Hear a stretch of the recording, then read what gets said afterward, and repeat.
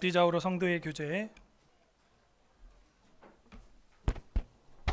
나누도록 하겠습니다. 우리 앞뒤 좌우로 인사할 때 성도님은 하나님의 선물입니다. 인사하겠습니다. 시작.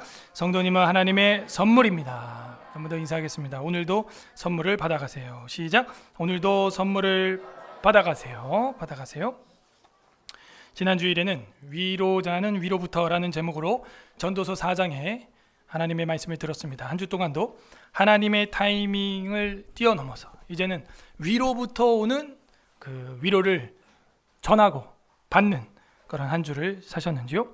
오늘은 서원에서 재원까지라는 제목으로 전도서 5장의 특별 계시를 선포하고자 합니다. 다 함께 따라하겠습니다. 서원에서 재원까지, 서원에서 재원까지. 우리의 서원은 신실합니까? 신실하다라는 말, 신용이 있다, 신뢰할 만하다, 그런 내용입니다.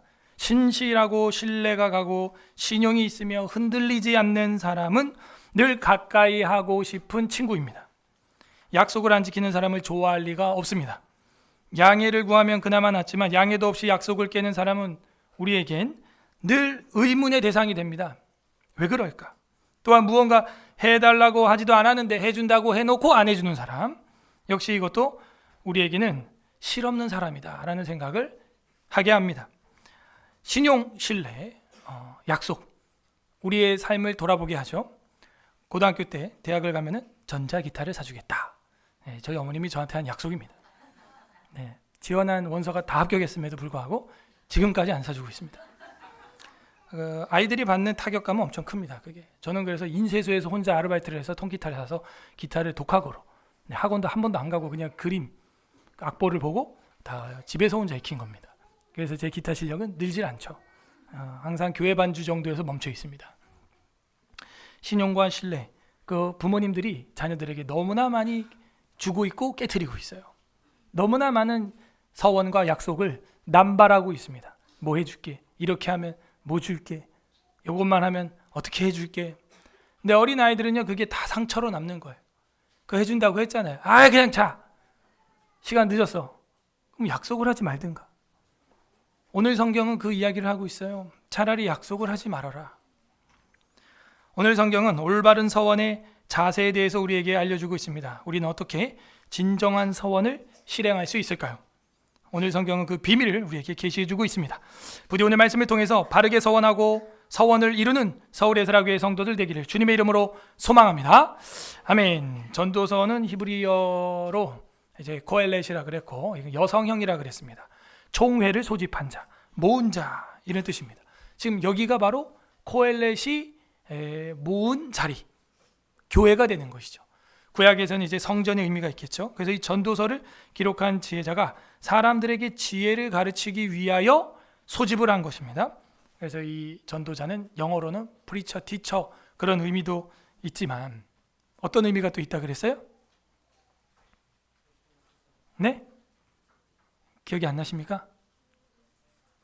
네, 교사의 역할, 전도자의 역할, 물론 그것도 가지고 있죠. 그런데 자기가 소집하는, 콜링하는 사람, 그죠? 소집하는 사람이라는, 콜렉터라는 거죠. 그래서 그런 의미를 가지고 있어요. 우리를 부르신 분은 누구냐 하는 거죠. 우리의 진정한 코엘렛. 여기 여러분 왜 모였어요? 저 때문에? 아니죠. 예수님이 우리의 전도자이십니다. 그래서 모인 거예요. 진정한 코엘렛. 진정한 코엘렛. 누구냐?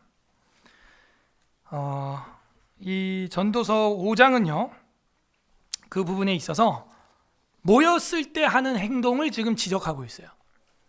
여러분, 한 사람, 두 사람이 모였을 때 하는 행동이 뭐냐? 약속이에요. 규칙을 정합니다. 서약을 합니다. 서원을 합니다. 그 약속을 할 때 어떻게 공동체에서 제일 먼저 여자, 남자 둘이 딱 모이면 약속을 합니다. 부부가 되죠? 약속을 합니다. 가난할 때나 부할 때나 병들었을 때나 건강했을 때나 사랑하겠느냐? 약속을 하는 것이죠. 2명이 넘죠? 저희 교회는 지금. 그럼 여기서는 엄청난 약속들이 적용되고 있는 거예요, 사실은. 무언의 약속도 있지만 여러분이 오른손을 들어, 이건 왼손입니다. 오른손을 들어 맹세한 적이 있다는 것이죠. 언제 했습니까? 결혼식 때, 또 세례 받을 때, 또 직분 받을 때 그렇게 합니다.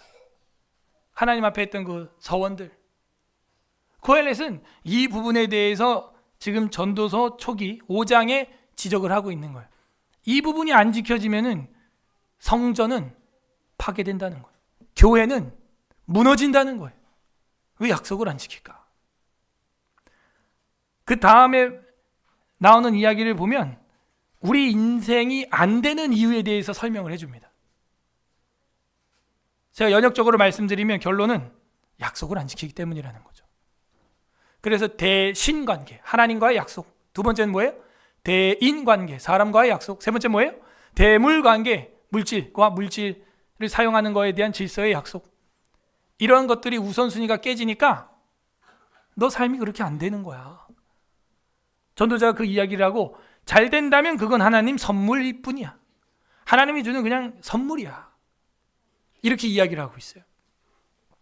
그 구조를 보게 되면은 1장부터 여러분이 7절까지 읽었죠. 1절부터 5장 1절부터 7절까지 한 묶음으로 묶어가지고 서원, 간단합니다. 서원에 관하여 서원. 그래서 1절부터 7절까지 서원 하는 것이죠. 그 우리 믿는 교리 중에도 보면은 합당한 맹세와 서원이라고 하는 교리 파트가 아예 따로 있을 정도로 이 서원이라고 하는 주제는 굉장히 중요합니다. 교리예요, 교리. 아예 교리의 한 장을 전체를 할애하고 있어요. 수요일날 웨스트민스터 신앙고백서 강해 때 저번에 했고 또 지금 돌아오는 순서에 따라 앞으로 또 한 번 하게 될 겁니다. 굉장히 중요한 거죠. 서원 1절 보십시오. 이 5장 1절 너는 하나님의 집에 들어갈 때 내 발을 삼갈지어다 이렇게 되어 있어요. 하나님의 집이라고 여기는 번역이 되어 있지만 다른 성경에는 그냥 바로 성전이라고 되어 있습니다. 오늘날 우리로 치면 이제 교회가 되는 것이죠. 성전, 하나님의 집, 베트라는 단어를 쓰고 있어요. 베델 하면은 하나님의 집이죠. 네, 여기서 엘로힘의 집이다, 하나님의 집이다. 성전에 들어갈 때 너는 발을 삼가라. 이 삼가라고 하는 것은요, 하나님 앞에서 조심해라, 이거 조심해라, 살펴라 이러는 거죠. 우리가 성찬식 할 때도 막 아무 때나 막 주워 먹는 게 아니라 한 주간의 삶이 주님 보시기에 정말 안타깝고 부끄러운 그런 것들이 있다면은 삼가라 그러죠. 그래서 이제 성찬을 안 하시는 분들도 간혹 계십니다. 그리고 그 다음 주에 다시 하시는 분도 계시고 잘하고 계십니다. 그렇게 하셔야 됩니다. 아니면 너희가 죄를 먹고 마시느니라. 삼가야 돼, 삼가야 돼. 하나님의 집에 들어올 때, 여러분 오늘 교회에 올 때 어떤 마음으로 하세요? 막 그냥 오늘도 내 세상이다 이놈의 교회 막 이러고 와요? 아니죠. 나 오늘 가서 목사님이랑 한판 지어보겠다 막 이러고 갑니까? 잘못된 겁니다. 삼가야 됩니다. 절제해야 됩니다. 말씀을, 마음을, 언어를. 너는 하나님의 집에 들어갈 때 내 발을 삼갈지어다. 그 중에 대표적인 게 뭐냐면 가까이하여 말씀을 들어라 이게요. 이게 사실은 뒷부분에 번역이 되면은 더 좋을 수도 있는데 우리는 이게 중간에 번역이 돼서 여러분 눈에 안 와닿아요. 잘 가까이하여 말씀을 듣는 것이 이렇게 돼 있어요.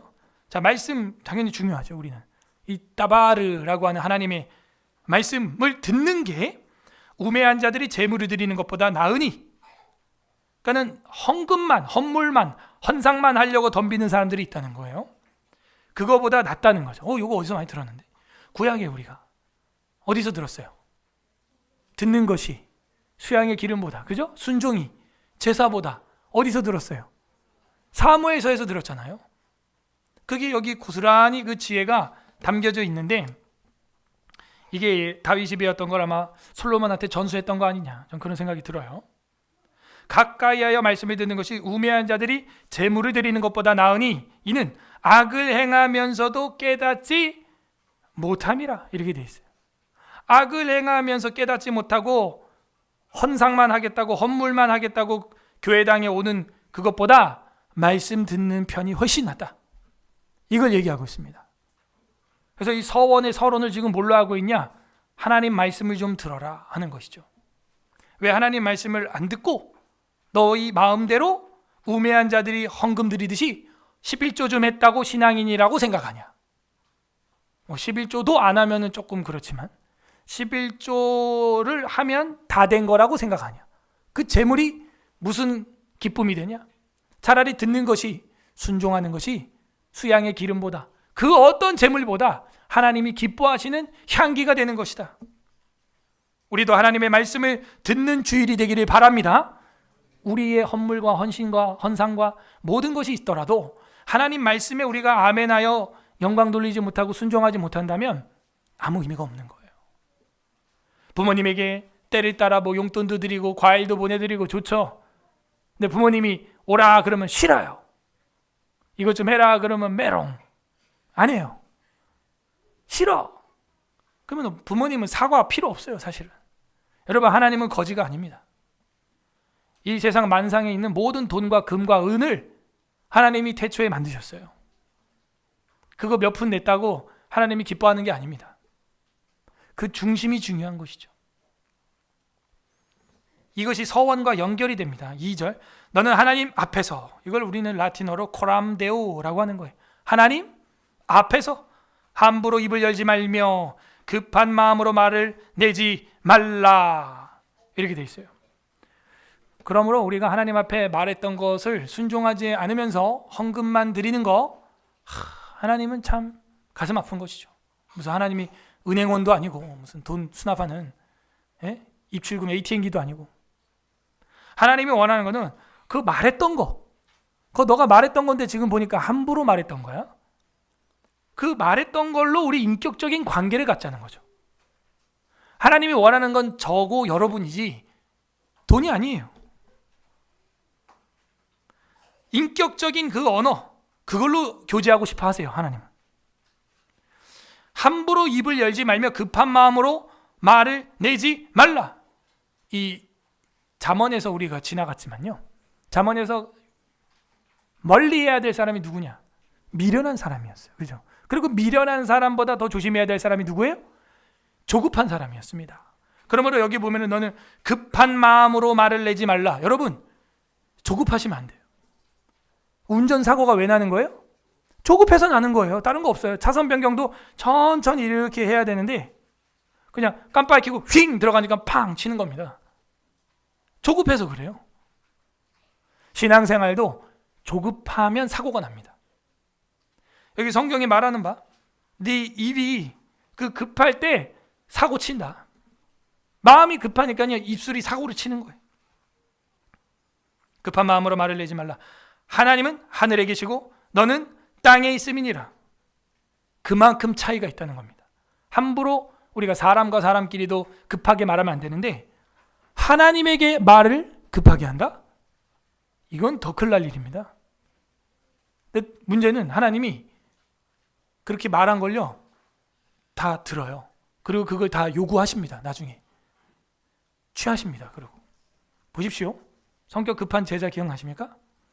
보아 너케, 우레의 아들 요한과 야고보, 그 세베대 아들들이 그 부모님의 등살에 치맛바람에 순교해요.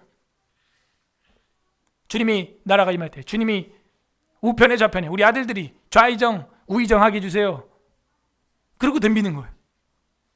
예수님 뭐라 그럽니까? 내가 마시는 잔을 마실 수 있느냐? 그랬더니 마실 수 있나이다. 딱 복음서에 그렇게 기록되어 있어요.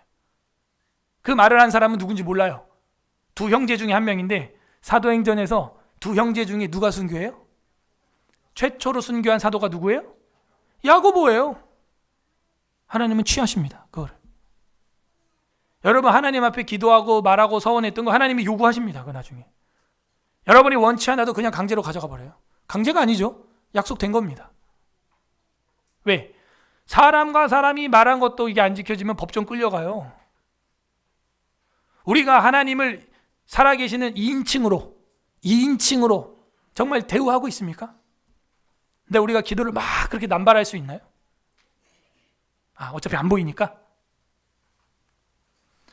그러므로 급한 마음으로 말을 내지 말라. 하나님은 하늘에 있고 넌 땅에 있다. 하나님 진짜 취한다고. 너가 땅에 있는 그 선임들이나 고참들이나 사장님한테도 함부로 못하면서 그 땅에 CEO 사장보다 더 높이 하늘에 계신 하나님 앞에 말을 함부로 하겠냐? 그거 안 된다. 안 된다는 거예요. 저희 어머니도 저에 대해서 어렸을 때 제가 죽다 살았는 일이 한 2번 있었잖아요. 태어나자마자 일단 7일 동안 아무것도 못 먹어서 소말리아 아이처럼 삐짝 말라가지고 지금도 말라는데, 예. 결혼 전에는 49kg, 눈 흰자가 돌아가고 검은 자가 돌아가고 흰자가 보이고, 저희 아버지는 저를 묻으려고 삽을 들고 건너방에 가 있었고, 그래서 마지막으로 목욕을 시키면서 손목이 뭐 나뭇가지 많았대요. 그거 붙잡고 교회도 안 다니는 아줌마가 기도를 한 거예요. 이 아이를 살려주시면 하나님 앞에 드리겠습니다. 그리고 눈물로 목욕을 시키고 흰 포대기 싸가지고 아버지랑 건너방에 가 있었는데, 다음날 죽어야 묻는데 안 죽은 거예요. 생매장할 수는 없잖아, 아빠가. 그죠? 위에 첫째 형, 둘째 형은 그렇게 묻어봤지만 죽어서 묻은 거지 살아서 묻은 건 아니니까. 사산돼서. 그리고 셋째 형이 지금 살아있고, 그리고 제가 태어났었는데 그런 거예요. 그 당시 얼마나 마음이 급했으면 어머님이 이제 과학이 발달하면 뭐 급냉을 할 수 있다는데, 그죠? 이 아이를 지금 상태가 안 좋으니까 어떻게 좀 금붕어처럼 드라이아이스에 급냉 시켜가지고, 예? 나중에 과학이 발달하면 그때 해동시켜서 살릴 수 있는 방법은 없나요? 뭐 이런 얘기도 하더라고, 어머님. 여러분, 제가 동태가 될 뻔했어요. 그 정도로 절박했다고.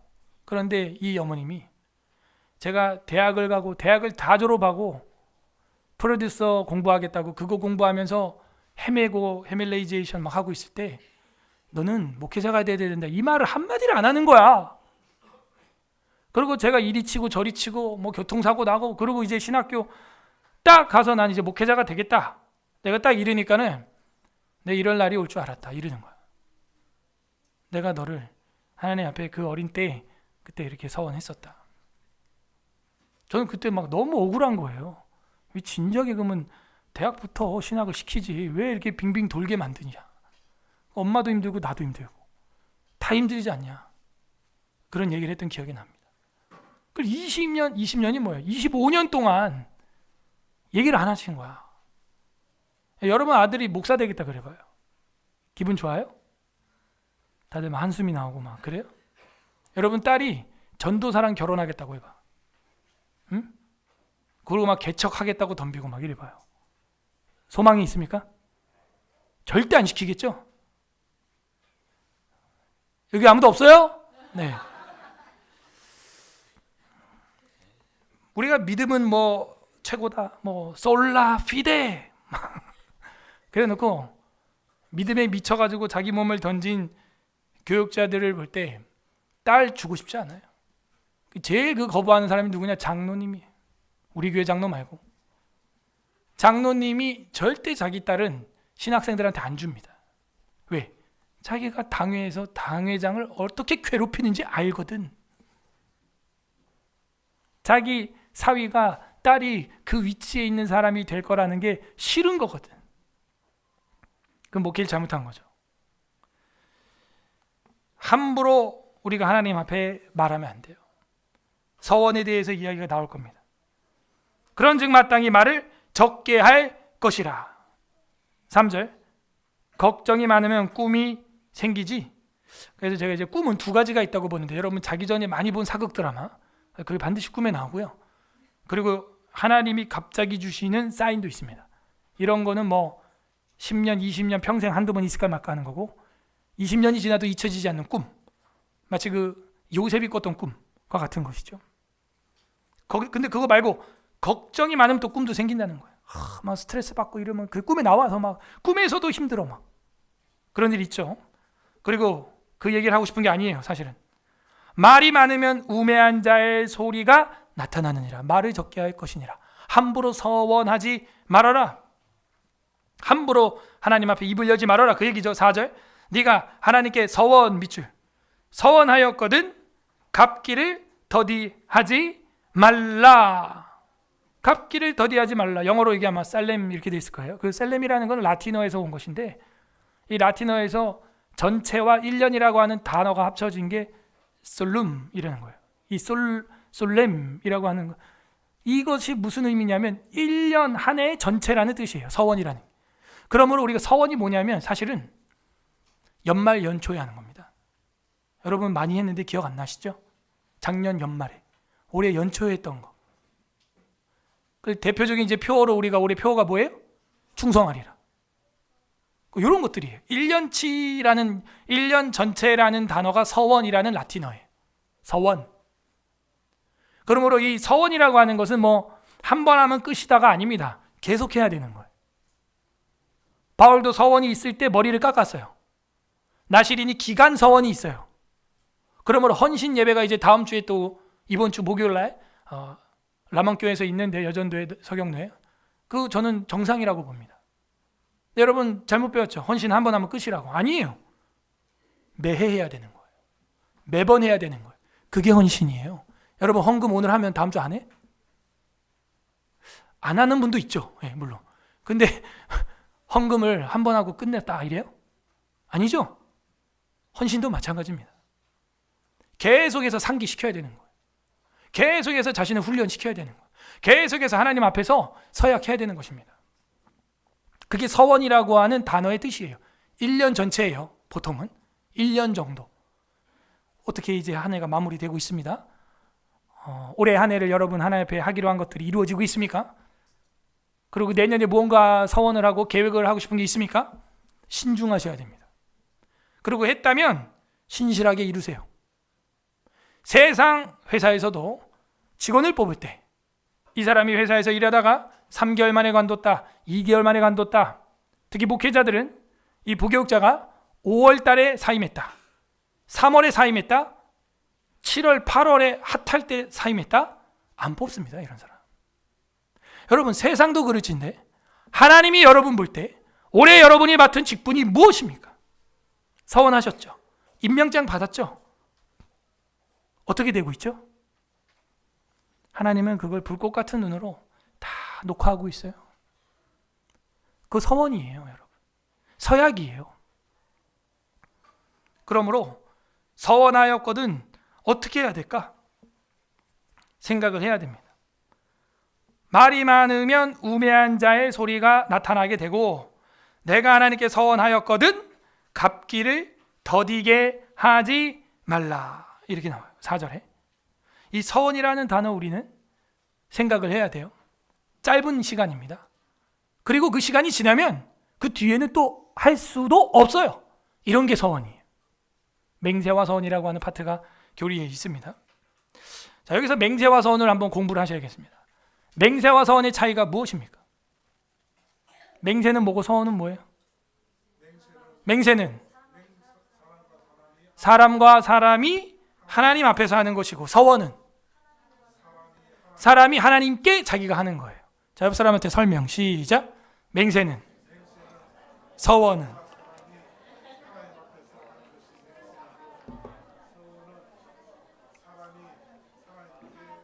자, 여러분이 결혼식 때 신랑 신부가 한 거는 맹세예요, 서원이에요? 맹세네. 여러분이 세례식 받을 때 세례 문답 여기 앞에서 손 들고 한 거는 서원이에요, 맹세예요? 서원. 하나님께 한 거니까. 근데 사람들이 증인으로 또 있죠? 서원. 그래서 여러분이 하나님과 여러분 스스로 둘이 있을 때 둘 관계에서 하는 건 서원이고 사람과 사람이 하나님 앞에서 이 셋이 이제 증인이 돼서 하는 것은 이제 맹세가 되는 겁니다. 이것도 간단하지만 몰라요, 사람들이. 내가 맹세를 한 건지 서원을 한 건지. 그래서 서원했거든 갚기를 더디게 하지 말아라. 하나님은 우매한 자들을 기뻐하지 아니하시나니 서원한 것을 갚으라. 반대로 말하면 서원해놓고 늦게 하는 것은 우매한 것이다. 인생 그렇게 돌아가고 사고 나는 것이다. 우매한 일이다. 서원을 했으면 갚기를 더디게 하지 말아라. 근데 우리는 하나님 앞에 약속한 것을 어떻게 생각하냐? 하나님은 사랑이시라. 날 이해해 줄 거야. 이러고 하나님의 인격을 무시해버리는 거죠. 성경은 그렇게 말하지 않아요. 성경이 성령의 감동입니다. 5절 서원하고 갚지 아니하는 것보다 서원하지 아니하는 것이 더 낫다. 차라리 약속을 말든가. 여러분도 그런 얘기하죠. 말을 말든가 차라리.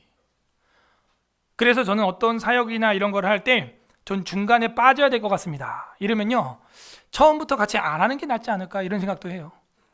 바울과 바나바가 그렇게 선교 현장에서 큰 다툼이 있었습니다. 예를 들어서 캄보디아에 선교를 이렇게 갔는데 전 지금 집에 가야 돼요 해가지고 중간에 누가 딱 가잖아요. 처음부터 없었으면 그거 우리가 생각해서 짜가지고 하거든요. 근데 중간에 누가 한국 가버렸다 이러면은 그 부분을 누군가가 또 막 그 자리에서 바쁜데 짊어져야 되는 거예요. 그래서 애당초 서원을 안 하는 게 낫다라고 성경은 우리에게 계시하고 있어요. 함부로 하지 말라는 거죠. 그리고 여자의 서원과 남자의 서원이 같아요, 달라요? 다르다는 걸 여러분 알고 계셔요. 그걸 어디서 가르쳐 줬어요? 우리는 이미 다 구약을 배웠습니다. 민수기에서. 기억나세요? 예. 민수기에서 여자의 서원은 뭐에 해당합니까? 결혼을 안 했으면 누구의 제재를 받아요? 아버지의 제재를 받아도 그거는 상관이 없고, 그 다음에 결혼하면 남편의 제재를 받는 거예요. 물론 이 서원이 주 안에서입니다. 남편이 교회 가지 마, 남편에게 순종, 그 얘기는 아니죠. 제재를 받아요. 예수님이, 하나님이 용서해 준대요. 그거 안 지켜도. 근데 반대로 남자는 어떻게 되느냐? 남자는 남아 이런 중천금이라 한 말에 대해서 어떻게 해야 돼요? 갚아야 되는데, 이따 관련 구절 보겠지만 시편에서 우리 배웠거든요. 뭐 할지라도, 해로울지라도 갚아야 된다는 거예요. 남자들 잘 들어요. 여러분, 말한 그대로 됩니다. 무서워 이게. 그리고 여러분 말한 대로 안 하잖아요. 하나님은 해로울지라도 그걸 찾아갈 겁니다. 저는 그걸 느껴요. 제가 고등학교 때부터 제일 많이 했던 기도가 멋있는 성경 구절 가지고 기도하는 거였는데, 사람의 막대기와 인생의 채찍으로 다윗과 솔로몬을 인도하신다는 그 사무엘의 말씀이 너무 제 마음에는 그 감동이 된 거예요. 감동적인 거야. 그래서 제가 하나님, 저도 잘못된 길로 갈 때 사람의 막대기와 인생의 채찍으로 저를 두들겨 주시옵소서. 그 기도를 매번 했는데 엄청 두들겨 맞는데 못 살겠다 이러다 막 중환자실 두들겨 맞고 막. 제가 그래서 기도 안 합니다. 그걸 안 한 지 지금 20년 됐을 거예요. 그 실제로 된다니까요. 그렇게 하나님 살아 계십니다. 6절, 내 입으로 내 육체가 범죄하게 하지 말라. 아니, 입으로 말했는데 몸이 범죄했다. 몸이. 내 입으로 내 육체가 범죄하게 하지 말라. 천사 앞에서 내가 서원한 것이 실수다라고 말하지 말라. 어찌 하나님께서 내 목소리로 말미암아 진노하사 내 손으로 한 것을 멸하시게 하랴. 나 실수였어. 이미 너가 말하는 거 천사가 다 전달해주고 있대요 지금. 그럼 우리가 스가랴서에서 다 봤죠. 그죠? 홍색말과 청색말과 이런 말탄자들이 누구예요? 다 천사들이거든요. 그 우리가 한 이야기들 다 하나님 앞에 상달되고 있어요. 그 만만천천의 천사들이 지금 실업급여를 받고 있지 않습니다. 다 일하고 있어요, 열심히. 꿈이 많으면 헛된 일들이 많아지고, 이거 아까 위에서 3절에서 얘기한 거죠. 말이 많아도 그러하니 오직 너는 하나님을 경외할지니라. 경외는 두려워해라 얘기입니다. God fear라고 그러죠. 하나님을 두려워해라 제발. 말을 좀 그렇게 막 하지 말고 하나님 앞에 서원했던 거 해로울지라도 갚아. 특히 남자들, 아니면 말을 말든가. 그게 맞죠. 전 그게 맞다고 봐요. 함부로 말하지 않는 게 나아요. 무슨 선교사가 되겠다느니, 선교를 가겠다느니 막 이렇게 서약하고 서원하고 막 이런 거. 남자들은요 그대로 가는 거예요. 그냥. 자, 8절부터 마지막 절까지는요 재원이라고 하세요. 오늘 제목이 서원에서 재원까지입니다. 그 재원, 서원 이야기가 나왔는데 왜 재물 이야기가 나오냐? 사람이 돈을 좋아하기 때문입니다. 여러분의 서원과 재물은 연결돼 있어요. 그 비밀을 오늘 여러분은 깨닫는 거예요. 여러분이 했던 말, 서약, 서원, 이 모든 것은 여러분의 재원, 재물, 돈과 부요와 연결이 되어 있습니다. 8절, 너는 어느 지방에서든지 빈민을 학대하는 것, 지난주에 공부했습니다. 학대는 하나님이 정말 싫어하는 거예요. 학대하는 것과 정의와 공의를 짓밟는 것을 볼지라도 그것을 이상히 여기지 말라. 높은 자는 더 높은 자가 감찰하고 또 그들보다 더 높은 자들도 있음이니라. 뭐예요? 결국에는 그 학대하는 자를 하나님이 감찰하고 혹은 그보다 더 지위가 높은 자가 나중에 알아서 징계하게 될 거다. 절대로 우리는 학대해서는 안 되겠어요. 9절, 땅의 소산물은 모든 사람을 위하여 있나니 왕도 밭의 소산을 받느니라. 무슨 얘기예요? 농부나 왕이나 어차피 이 땅에서 나온 쌀밥 지어 먹는 거야. 그죠? 물김치 이 땅에서 나온 무, 배추로 똑같이 먹는 거야 하면서 하나님이 바로 하늘에 있고 너희는 땅에 있는 걸 먹는 거야 하면서 땅 평준화를 시켜버려요. 왕이나 대통령이나 구급 공무원이나 환경미화원이나 학생이나 대학생이나 땅에 있는 쌀밥을 먹어야 되는 거야. 너네는. 이게 전도서의 핵심 철학이죠. 그죠? 너희는 땅 평준화야. 똑같아. 거기서 뭐가 높고 낮고 잘났고 뭐 박사고 뭐 초졸이고 고졸이고 해봐야 뭐예요? 도토리 기재기야. 도토리끼리 뭐 하는 거야 너네끼리. 땅의 소산을 먹어야 되는 사람들이야. 10절, 은을 사랑하는 자는 은으로 만족하지 못하고 풍요를 사랑하는 자는 소득으로 만족하지 못하나니 이것도 헛되도다. 돈 많은 사람, 돈 적은 사람, 여러분 달나라에서 보면요 티끌처럼 보여요. 아무 의미 없는 거예요. 이설록 디아망타워 빌딩이 이렇게 크고 멋진 것 같아도요 인공위성으로 보면요 깨알만한 거예요. 깨알만해. 비행기 타고 올라가 보면 성냥깡만한 거예요. 손톱만한 거예요. 아무것도 아닌 거예요. 재산이 많아지면 먹는 자들도 많아지다니 그 소유주들은 눈으로 보는 건 왜 무엇이 유익하랴. 하하, 너가 대기업 회장이 됐다고 치자. 그러면은 뭐 그거 네가 다 먹냐? 직원들 줘야 되는 거야. 자영업하다 망하는 이유가 직원 월급이랑 퇴직금을 계산을 안 한 거지. 그 매출이 자기 수입인 줄 아는 거야. 착각하지 마라. 착각도 마음껏 해라. 지금 성경이 가르치잖아. 재산이 많으면 네 밑에 먹는 자들도 많은 거야. 솔로몬이 해보니까 그래. 이거 다 내가 먹는 게 아니야. 보니까 뒤에 나와서 하는 얘기가 더 무릎을 치는 얘기가 나오는데 뭔지 알아요? 차라리 직원은 월급이라도 받아. 너는 뭐 순익 있어? 사장이 더 거지야 이건 뭐. 저희 어머님이 그랬습니다. 그 어린이집 하는데 그 선생들 많이 고용하니까 선생들 그거 뒤치다거리 하느라고 자기 월급도 안 떨어지는 거예요 맨날. 접었어요 지금은. 어린이집 안 합니다. 재산이 많아지면 화려한 것 같죠? 너 밑에 먹는 자도 많아지다니 그 소유주들 좋은 게 뭐냐? 눈으로 보는 거 왜 무엇이 유익하랴?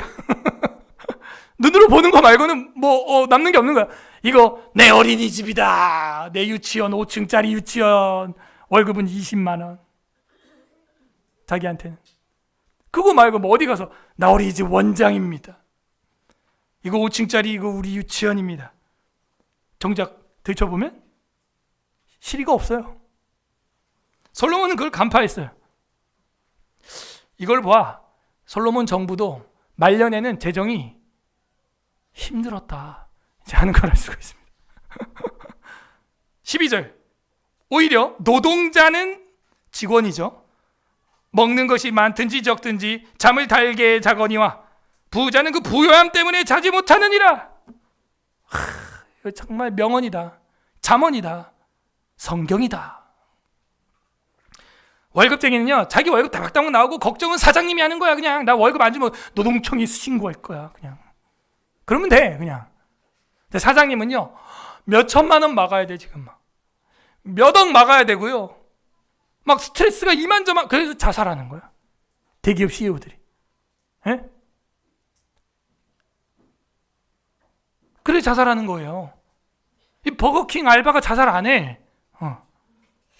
버거킹 회장이 자살하지. 13절. 내가 헤아려서 큰 패단되는 일이 있는 것을 보았나니 곧 소유주가 재물을 자기에게 해가 되도록 소유하는 것이니라. 특별히 여러분 저희 교회는 뭐 자영업 하시는 분들이 많습니다. 제가 보니까 그 소유하는 재물을 자기에게 해가 되도록 가지려고 하지 마세요. 해가 됩니다.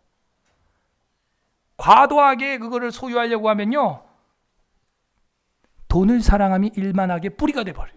그렇게 하면 안 되고요, 청지가 돼가지고 돈을 끌고 가야 되는데 거기에 함몰돼 버리는 경우가 있어요. 그렇게 조심해야 돼요, 여러분. 돈 좋아하기 시작하면요, 목사도 미쳐요. 목회도 안 되고 아무것도 안 됩니다, 진짜. 그 초심, 에베소 교회를 향하여 이르기를 처음 사랑을 버렸노라. 그 초심을 유지한다는 게 너무 힘들어요, 사실은. 자기와의 싸움이죠. 그래서 어린아이처럼 청년처럼 신앙생활을 하게 없어서, 그게 제 이번에 선교의 기도 제목이었고, 그 아이들의 눈망울을 보면서 은혜를 받았어요. 그 두 손 모아 기도하는 그 애기들 보십시오. 다른 욕심이 없습니다. 그냥 기도하는 거예요. 어린아이처럼. 그러지 않으면요, 이 재물도 해가 되고 모든 것이 다 해가 돼요. 14절, 그 재물이 재난을 당할 때 없어지다니 비록 아들은 낳았으나 그 손에 아무것도 없느니라. 이 번역이 어렵죠. 갑자기 아들이 뭐야? 그 재물이 재난 당할 때에 없어진다. 이 얘기는 뭔지 알겠어요. 재난이 오면 재물이고 뭐고 다 날아간다. 그런데 아들을 낳았으나 그 손에 아무것도 없느니라. 이게 무슨 얘기예요? 그 자식에게 유산으로 줄 게 없다, 이 얘기죠. 번역을 좀 바꿔야 됩니다, 이런 거는. 그래서 그 재물이 재난을 당할 때 다 사라지므로 그 자식에게 손에 상속할 만한 게 아무것도 없느니라. 이렇게 되는 거예요. 15절, 그가 모태에서 벌거벗고 나왔은즉 그가 나온 대로 돌아가고 수고하여 얻은 것이 아무것도 자기 손에 가지고 가지 못하리니. 이렇게 돼 있어요. 그러므로 우리가 모태에서 태어날 때 알몸으로 태어난 것처럼 죽을 때도 관 속에 들어갈 때 아무것도 못 가지고 갑니다. 여기에 인생의 답이 있는 거예요. 그러면 우리가 가지고 있는 건 어떻게 써야 되는가? 이 고민을 해야 하는 것이죠. 리텐베르크라고 하는 철학자가 있습니다. 이 사람은 불신자예요. 불신자인데도 철학을 하고 생각 좀 해보니까 뭐라 그러냐, 철학의 가장 핵심 딱 세 가지가 있는데, 첫 번째, 나는 누구인가다. 이거 빨리 알아야 된다. 난 누구인가. 두 번째는 나는 뭘 해야 하는가. 이거 빨리 찾아야 된다. 세 번째는 난 무엇을 믿고 행동하는가. 이 세 개입니다. 이게요, 불신자 철학자가 발견한 거지만 이게 기독교 안에 답안지가 있기 때문에 우리 성도들도 질문을 해야 돼. 그래서 레프 톨스토이라고 하는 사람이 인생이란 무엇인가라는 책에 그 철학자의 그 질문 세 가지를 인용합니다. 레프 톨스토이는 이제 개신교죠, 기독교죠. 뭐 개혁주의는 아닙니다만. 그래서 난 누구인가?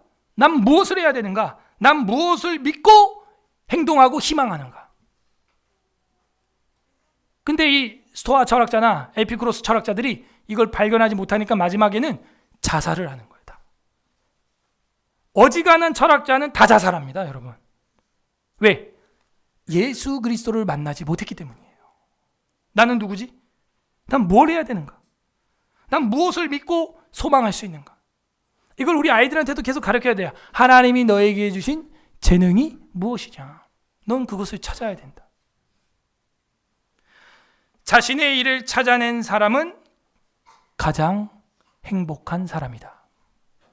이것도 칼라일이라고 하는 철학자가 한 이야기입니다. 자신이 할 일을 찾아낸 사람보다 행복한 사람은 없다는 거예요. 왜? 이제 다른 일을 찾을 필요가 없으니까. 여러분은 죽을 때까지 나는 이 일을 하겠다. 여기서 하나님의 나라를 건설하겠다. 찾은 일이 있습니까? 그러면 행복한 사람이야. 우리 청년들도 그렇고 성도님들도 자꾸 직장 생활에서 방황하는 이유가 이걸 아직 못 찾았어. 자신의 일을 찾은 사람보다도 행복한 사람은 없습니다. 그에게는 그 일이 있어서 행복하고 그 일이 하나님의 목적이 되어 버렸기 때문에 더 이상 방황하지 않아. 이제는 이곳에서 그곳에서 그 일에서 어떻게 하면 하나님의 나라를 세울까? 그 일을 하면서 행복한 거야. 여러분, 하나님 앞에 어떻게 서원했습니까? 우린 계속 생각해야 됩니다. 그가 15절 모태에서 벌거벗고 나왔은즉 이야기했죠. 16절 이것도 큰 불행이라 어떻게 왔든지 그대로 가리니 바람을 잡는 수고가 그에게 무엇이 유익하랴. 여러분, 이루고 싶은 거 다 이뤘잖아요. 무엇이 유익하랴. 17절 일평생을 어두운 데서 먹으며 많은 근심과 질병과 분노가 그에게 반복될 것이다.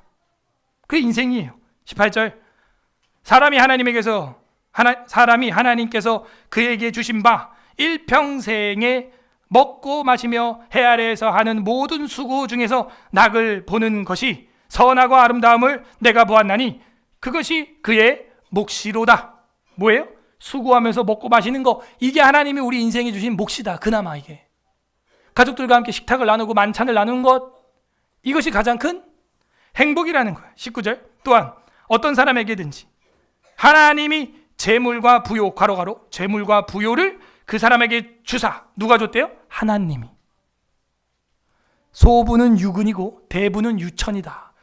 여러분, 유교에서도 이런 말을 해요. 뭐라고요? 더워요? 네. 에어컨 좀 살살 틀어주세요. 다들 막 혼수 상태. 조금 부자 되는 건 여러분 열심히 해서 될 수 있을지 모르지만 큰 부자는 유천이라, 하늘에서 난 것이다. 너 그거 어떻게 쓰려고 그러냐 하는 것이죠.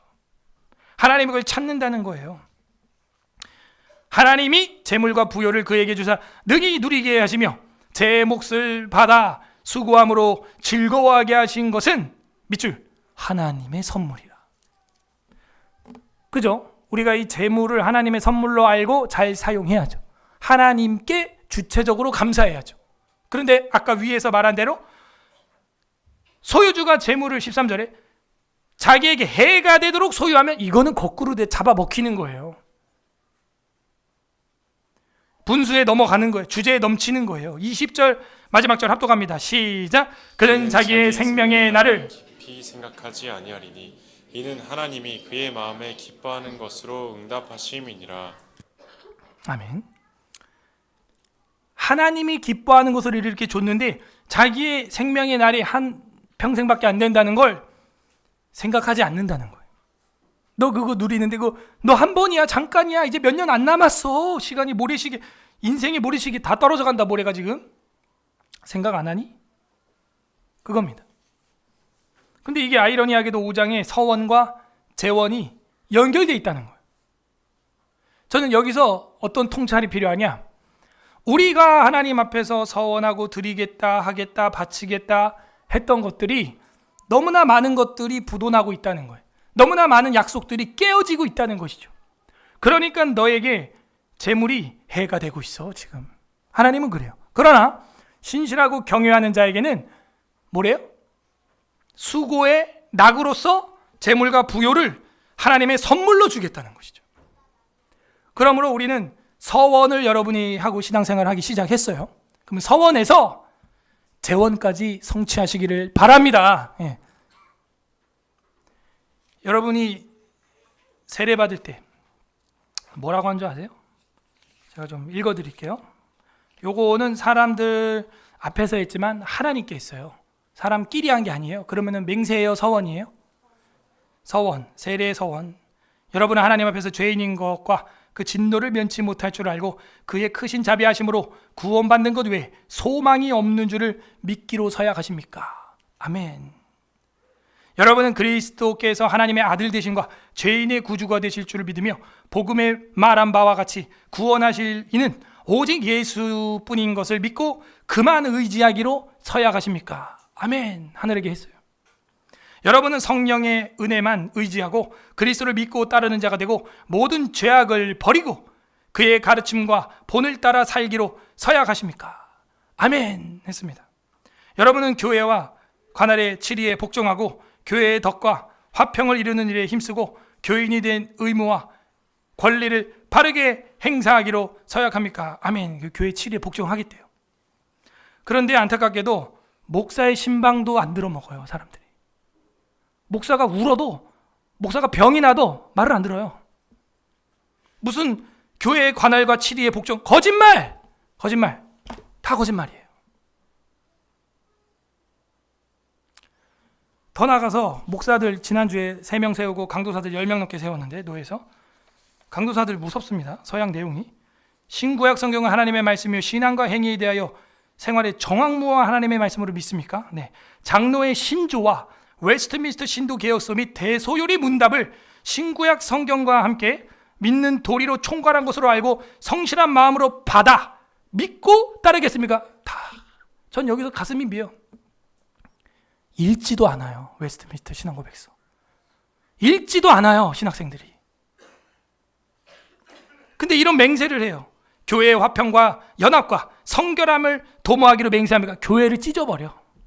부교육자들이. 여러분, 교회의 화평과 연합과 성결함을 도모하기로 맹세하십니까? 이게 목사도 아니에요. 이거 강도사 때 한 거야. 강도사. 주님 안에서 본 노예의 치리에 복종하고 다른 노예에 이거할 때는 그 노예의 치리에 복종할 거를 맹세합니까? 목사는 더 무서워요. 목사 맹세 있습니다. 신구약 성경 정황무와 말씀으로 행위로 믿습니까? 여기 똑같아. 그리고 또 웨스트민스터 신도 개혁서 또 나와. 그 다음 장로의 정치와 권징조례 예배 모범을 정당한 것으로 승낙하느냐 하는데 권징조례와 예배와 안식일 우리가 공부하고 있는 수요일에 21장 외민 파트를 아냐? 몰라요. 예배를 하나님이 어떻게 수납하시는지 몰라요. 시편 안 부릅니다. 성례 안 합니다. 주 안에서 같은 직원된 형제들과 동심 협력하기로 맹세하느냐? 목사끼리 협력해라 이 얘기예요. 얼마나 목사끼리 화합이 안 되는 줄 아시겠죠? 이거를 맹세로 넣었으니까. 목사의 성직을 구하는 것이 하나님의 사랑하는 마음과 그 독생자 예수의 복음을 선포하여 하나님의 영광을 나타내고자 하는 본심에서 발생한 줄을 자인하느뇨? 너 목사가 되는 게 예수님한테 정말 사로잡힌 거 맞아? 그래서 하는 거지? 6번째, 어떠한 핍박이나 반대를 당할지라도 전 여기서 정말 화가 나는 거예요. 어떠한 핍박, 반대 당할지라도 인내하고 충심으로 복음의 진리를 보호하고 교회의 성결과 화평을 힘써 도모하며 근실히 역사하기로 작정하느뇨. 그 역사를 써야죠. 그런데 예배 전면 비대면 할렐루야. 그 우리가 소송했죠. 19명까지 돼서 전국교회가 이제 19명 허용 할렐루야. 우린 그것도 만족 못해요. 또 소송했죠. 그래서 선고 유예 할렐루야 이렇게 된 거예요. 지금 분명히 나오죠. 어떤 핍박과 반대를 당할지라도 인내하고, 이게 견인이자 견인, 성도의 견인은 끌고 가는 거래. 전부 교리를요 공부를 안 하니까 이상한 소리만 합니다. 견인이 뭐 렉한 줄 알아? 끌고 가게? 견인은 끌고 가는 게 아니에요. 참을 견, 참을 인내하고 또 인내하는 것입니다. 그렇게 인내하고 충심으로 복음의 진리를 보호하고 교회의 성결과 화평을 힘써 도모하라고, 그리고 역사하라 그랬잖아요. 근데 왜 예배를 안 드리는 역사가 일어나는 거예요? 마지막으로 신자요 겸하여 목사가 되겠은즉 자기의 본분과 다른 사람에 대한 의무와 직무와 그에 대한 책임을 성실히 행하여 복음을 영화롭게 하며 하나님께서 그대에게 명하사 관리하게 하신 교회 앞에 경건한 모본을 세우기로 승낙하느뇨. 이게 마지막 7번째 목사의 맹세입니다. 서원이죠. 네 합니다. 여러분, 한국교회에 어떤 것 같습니까? 이게 이루어지고 있는 것 같습니까? 안타깝습니다. 여러분, 우리가 하나님 앞에 그렇게 맹세를 했다는 것은 나는 이제 죽을 시간은 정해져 있고 이 시간을 주님을 위하여 모래를 흘려보내겠습니다. 모래시계로. 이 얘기거든요. 그 블레즈 파스칼이라고 하는 사람이 있어요. 이 블레즈 파스칼이라고 하는 사람은 성도입니다. 요즘 제가 왜 자꾸 이러냐면은 우리 성도들과 학생들이 고전을 안 본다는 사실을 제가 깨닫고 충격을 받았어요. 제가 이제 오늘부터 강단에서 계속 고전 얘기할 거예요. 여러분 못 알아들으면 회개하셔야 됩니다. 이제 파스칼의 팡세라는 책 들어보셨죠? 책은 들어봤죠? 팡세. 나 팡세 안다, 들어봤다. 방세라는 단어 들어봤다. 아, 방세라는 말도 처음 들었어. 단테의 신곡은 들어봤다. 신곡. 최신곡 말고. 자, 헷갈리지 마시고. 요즘 최신가요 아닙니다. 안 보는 거예요. 이 방세는 어떤 작품이냐면은 기독교인의 역사관과 세계관과 가치관에 대하여 단편으로 만들어 놓은 거예요. 단편으로. 그래서 어떻게 살아야 되는지를 너무 잘 설명해 주고 있어요. 여러분, 하다못해 그 아까 얘기했던 톨스토이의 인생이란 무엇인가 그 책은요, 365일 읽을 거리를 톨스토이가 감옥에서 그걸 다 정리한 거예요. 여러분 보라고. 오늘 10월 20일 읽을 거리는 봉사에 대한 것이었습니다. 어저께 10월 19일 읽을 거리는 사명에 관한 이야기였어요. 얼마나 대단한 통찰력이 있는지 몰라요. 가장 먼저 성경 보세요. 그 다음 반찬으로 그런 책들, 기독교인들이 남긴 서적들을 보세요. 이 파스칼이 무슨 이야기를 했냐면, 사형수가 선고를 받고 선고를 변경해달라고 탄원할 수 있는 시간이 1시간밖에 안 남아있다면 이 사형수가 그 1시간을 어떻게 쓰겠냐? 여러분 어떻게 쓸 거예요? 여러분이 사형수야. 이제 사형 시간이 1시간 남았고 탄원할 수 있는 시간이 1시간 남았어요. 여러분 어떻게 할 거예요? 그 시간에 카드 게임을 하겠느냐? 핸드폰 짓을 하겠느냐? 쇼츠 보겠냐? 릴스를 보겠냐? 파스칼은 뭐라 그러냐? 그 당시 뭐 카드놀이가 뭐 유일한 오락이었나 봐요. 그 1시간에 사형수가 카드놀이 하겠냐? 그런 불합리한 행동을 할 사람은 없을 것이다. 그런데 하나님에 대해 또 영혼에 대해 생각하지 않는 사람들은 바로 그러한 불합리한 행동을 하는 사람과 같다. 딱 이렇게 얘기하는 거죠. 시간이 없습니다, 여러분. 사형 날짜는 정해졌어요. 저와 여러분은. 감사한 거는 신자의 죽음은 심판이 아니요 위로가 되고, 불신자의 죽음은 심판이 되니 그나마 감사한 것이죠. 그런 불합리한 일에 시간을 쓰지 않기를 바랍니다. 시편 15편 4절 보겠습니다. 시편 15편 4절 우리 다 같이 읽어보겠습니다. 합독합니다. 시작. 그의 눈은 망령된 자를 멸시하며 여호와를 두려워하는 자들을 존대하며 그의 마음에 서원한 것은 해로울지라도 변하지 아니하며. 누가? 경건한 자는. 하나님의 의인은 망령된 것을 눈으로 망령된 자를 멸시하고, 그리고 여호와를 두려워하는 자가 경외하는 자죠. 존대하고, 경건한 자를 존대하고, 마음에 서원한 것은 해로울지라도 변하지 않습니다. 변했다간 요나처럼 되는 거예요. 물고기 속에 콱 들어가는 거예요. 요나가 요나 2장에서 내가 나가면은 성전을 향하여 서원한 것을 갚겠나이다 이러는 거죠. 선지자도 서원한 거 안 갚어. 집사도 아들 바치겠다고 해놓고 안 바쳐. 물고기밥 되는 거예요. 방향감각 없는 비둘기가 되어서. 사도행전 18장 18절에 이런 말씀이 있습니다. 바울이 더 여러 날을 머물다가 형제들과 작별하여 배를 타고 수리아를 떠날새 브리스길라와 아굴라도 함께 하더라. 바울이 일찍이 서원이 있으므로 겐그리아에서 머리를 깎았더라. 바울은 목숨까지도 자기가 바칠 것을 서원했고, 로마나 예루살렘에 가면 죽을 걸 알고 갔어요. 모르고 간 거 아닙니다. 여러 선지자들이 말리고 했지만도 갔어요. 왜? 자기의 서원이, 주님의 사명을 위해서는 자기의 생명을 조금도 귀한 것으로 여기지 아니하고 계명을 따라 살아간 것입니다. 22장 웨스트민스터 신앙고백서 합당한 맹세와 서원 1항에 보게 되면 이렇게 나와 있어요. 합당한 맹세는 경건한 예배의 한 요소이다. 여러분, 이 합당한 맹세와 서원은요, 예배의 삶이에요. 그게 예배예요. 그게 예배 예전의 순서예요. 그래서 결혼도 예식으로 하고 예배로 하고, 예배 때 세례를 주고, 예배 때 우리가 서원을 하는 거예요. 맹세를 하는 거예요. 예배 시 때를 따라 맹세하는 사람들이 엄숙하게 하나님을 불러서 그 사람이 주장하거나 약속하는 것을 하나님이 증거하시게 하며, 그뿐 아니라 그는 진리를 따라 판단하고 또 그가 서원한 것에 허위가 없는가 판단하기 위하여 하나님을 부르는 것이다. 허위가 없어야 됩니다. 신실해야 됩니다. 그렇게 맹세를 한 겁니다. 이거는 반드시 지켜야 한다. 뒤에 항목에 나옵니다. 오늘 어떤 하나님의 마음이 나와 있습니까? 하나님은요, 반드시 지켜주겠다는. 사람 엄마 아빠는 잊어버리고 덮어놓고 그냥 자, 몰라, 이럴 수 있죠. 그런데 하나님은 우리 아버지, 진짜 아버지는 그런 아버지가 아니라는 거예요. 네, 반드시 이루어준다. 그게 아버지입니다. 그 아버지께서는요, 구약에 수없이 그림자로 예언되어 있던 어린 양에 대한 서원을 반드시 이루고 말았어요.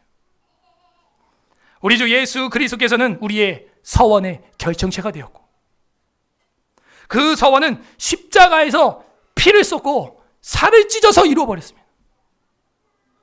이 서원을 받은 우리는 엄청난 은혜를 받은 것입니다. 요한복음 1장 46절 읽겠습니다. 마지막 성경 요한복음 1장 46절 합독합니다. 시작. 나다나엘이 이르되 나사렛에서 무슨 선한 것이 날 수 있느냐? 빌립이 이르되 와서 보라 하니라. 나사렛에서 무슨 선한 것이 나겠느냐? 와서 봐. 네가 우리 하나님이 얼마나 신실하신 분인지, 얼마나 서원을 이루시는 분이신지, 약한 나로 강하게 하시고 가난한 나로 부유하게 하시는 분이신지. 이 부여는 돈만 얘기하는 게 아니에요. 우리 영혼은 지옥에 떨어질 만큼 가난해졌어요. 그런데 주님이 우리를 부유하게 하시기 위하여, 부유케 하기 위하여 십자가에서 살과 피로 먹여주신 것입니다. 나사렛에서 무슨 선한 것이 나겠냐고요? 나자렛이라는 이 언어는요, 나지르라고 하는 히브리어에서 왔어요. 이 나지르라는 말은요, 여러분 잘 알고 있는 나시린이라는 거예요. 이 나시린이라고 하는 것은요, God is the one, 하나님이 지키는 누구, 가드, 보디가드, 가드. 그러니까 이 나시린은 하나님이 보호하는 특별한 사람이라는 거죠. 근데 우리 예수님을 부르는데 사람들은 나사렛 예수라고 하면서도 그 예수님이 나시린이라는 걸 모르는 거예요. 예수님은 나시린입니다, 실제로. 그래서 나시린 세례, 요한이 세례를 줬죠. 사무엘도 나시린이지만요, 구약 곳곳에서 서원되어 있던 그분, 바로 예수님이에요. 그 예수님이 이 땅에 온 이유는 뭡니까? 저와 여러분이 서원과 맹세를 밥 먹듯 깨트리고 기억도 못하고 살아가고 이 땅에 눈을 두고 허둥지둥하는 모습 때문에 하늘에서 잠시 오셔서 우리로 하여금 위를 보게 하시는 거예요. 나는 위에서 왔고 너는 아래서 났느니라. 이 이야기를 성경에서도 하십니다. 신약에서도 하십니다. 아까 우리 전도서에만 있는 얘기가 아니에요. 그게 그대로 그 말을 예수님이 받아가지고 복음서에서도 나는 위에서 왔고 너희는 아래에 있습니다, 이 얘기를 해요. 예수 그리스도께서는 우리를 죽음과 죄와 사망에서 건지기 위해 십자가라는 서원을 감당하셨습니다. 예수님은 그 죽은 시체까지도 성경의 예언대로 그 뼈가 꺾이지 아니하시며 어린 양임을 증명하셨어요. 6월절 어린 양 뼈는 꺾지 않고 먹는 것이죠. 주님은 시체까지도 신실하셨고 신용이 있었고 믿을만 했어요.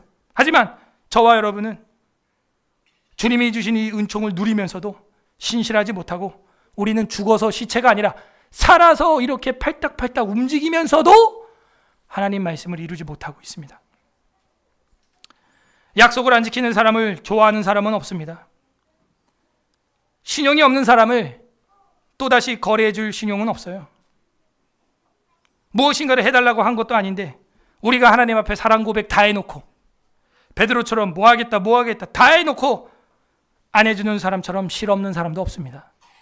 부디 우리 주 예수 그리스도의 십자가의 그 서원을 날마다 묵상하고 오늘 말씀을 상고함으로 주님 앞에 바르게 서원하고 그 서원을 이루는 삶을 살아가는 서울에스라교회 성도들 되기를 주님의 이름으로 소망합니다. 아멘. 우리는 서원 신실하게 하고 있습니까? 전도서 5장 읽어보겠습니다. 가난한 우리를 천국의 왕자와 공주로 삼아주셨습니다. 여러분의 신앙 고백으로 부르시길 바랍니다. 약한 나로 강하게, 가난한 날 부하게 눈먼 날 볼 수 있게 주 내게 약한 나로 강하게 한 번 더 찬양합니다. 약한 나로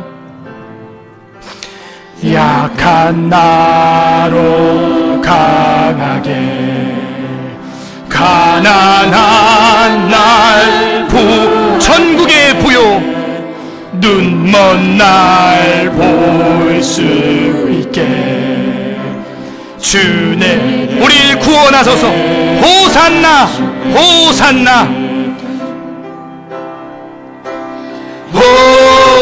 호산나 호산나 죽임 당한 어린 양 호산나 호산나 예수다 호산나 호산나 호산나 호산나 죽임 당한 서원대로 약속대로 호산나 호산나 예수다 시사 내가 건너야 할까 거기서 내 주 죄 씻겼네 이제 주의 사랑이 나를 향해 깊은 강에서 주가 깊은 강에서 주가 나를 일으키셨도다 구원의 노래 부르니 예수 자유주 호산나 호산나 호산나 죽임 다 서원대로 약속대로 호산나 호산나 예수 우리 두 손 들고 찬양합니다. 호산나 나를 구원하소서 호산나 호산나 죽임 당한 어린 양 호산나 호산나 예수다 시사하셨네. 우리 이 시간 감사 기도합시다. 주님은 신실하셨습니다. 주님은 선한 걸 이루셨습니다. 주님 감사합니다. 우리의 죄된 모습, 무너진 모습, 연약한 모습, 가난한 모습, 있는 모습 그대로 우리는 살아가지만 예수 그리스도께서는 호산나 다윗의 자손이여 이 땅에 오셔서 우리의 영혼을 부유하게 하셨습니다. 저 천국의 하늘의 왕자와 공주로 우리를 초대하여 주셨습니다. 주님의 보좌 좌우에 앉을 수 있는 복음을 허락하여 주셨습니다. 주님 감사합니다. 감사 기도하시고 두 번째는 회개합시다. 사람 앞에서 하나님 앞에서 맹세하고 서원하고 말만 많이 떠들었던 거 주님 용서하여 주시옵소서. 우리의 입술에 파수꾼을 세워주시고 함부로 서원하지 않게 하시고 함부로 말하지 않게 하시고 함부로 주님 앞에 맹세하지 않게 하여 주옵소서. 세 번째는 간구합시다. 주님 우리가 함부로 말한 것들이 있다면 해로울지라도 주님 앞에서 이룰 수 있는 믿음을 주시고 주님께 맡기게 하여 주시옵소서. 우리의 입술을 붙잡아 주시옵소서. 호산나 다윗의 자손이여 우리를 살려 주시옵소서. 우리 주님 한번 부르고 기도하겠습니다. 주님 하나님 아버지 감사드립니다. 주님의 은혜와 사랑 가운데 우리 서울의 사랑교회를 사랑하여 주옵소서. 예수 그리스도의 살과 피로 말미암아 우리를 구원하여